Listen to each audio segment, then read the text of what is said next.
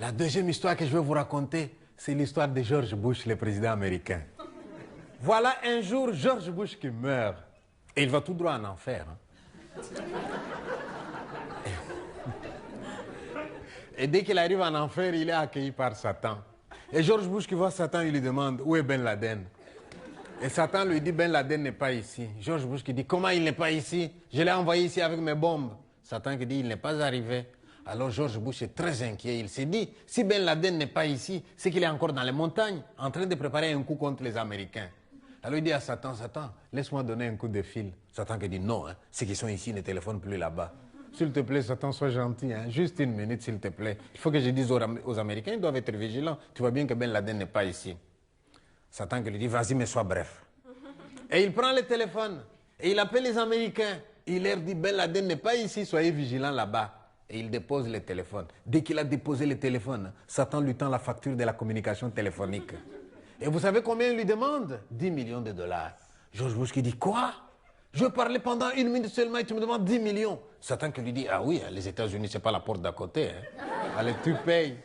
Eh bien, on ne discute pas avec Satan. Hein. Il prend son chéquier, il tire un chèque 10 millions, il paye. La reine Elisabeth d'Angleterre qui dormait dans son coin se réveille. Elle veut téléphoner aussi. Et Satan qui lui dit, mais toi, tu étais calme jusque-là, c'est quoi? La reine qui dit, laisse-moi téléphoner. Tu sais, l'accident de Diana, là, c'est pas clair. Hein. Je voudrais savoir où ils en sont avec les enquêtes.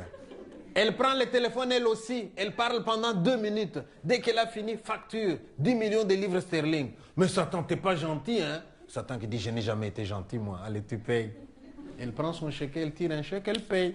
Il y a un troisième, un dernier qui va appeler. Et le troisième, vous savez comment il s'appelle? Mobutu, l'ancien dictateur du Congo. Et là, Satan qui dit au Mobutu, Mobutu, toi, tu t'es calme, hein? Tu es assez dérangé comme ça quand tu étais sur Terre. Mobutu qui dit, il ne faut pas exagérer, hein? J'ai dérangé quand j'étais sur Terre. Allez voir maintenant après moi, tiens. Eh bien, il prend le téléphone. Mais pauvre Mobutu, au lieu de faire comme les autres qui ont parlé pendant 2 minutes, Mobutu parle pendant 1 heure tellement il y avait des problèmes au Congo. Et dès qu'il a fini, hein, Satan lui donne la facture de la communication téléphonique. Et vous savez combien il lui demande? 3 dollars seulement. Alors là, George Bush se met en colère. Satan, on sait bien que tu es injuste de nature, mais pas à ce point. Nous deux, on a parlé pendant quelques minutes. Tu nous demandes des millions. Et Mobutu parle pendant 1 heure. Tu ne lui demandes que 3 dollars. Et Satan qui regarde, qui lui répond. Ça vous étonne? De l'enfer au Congo, c'est une communication locale, non?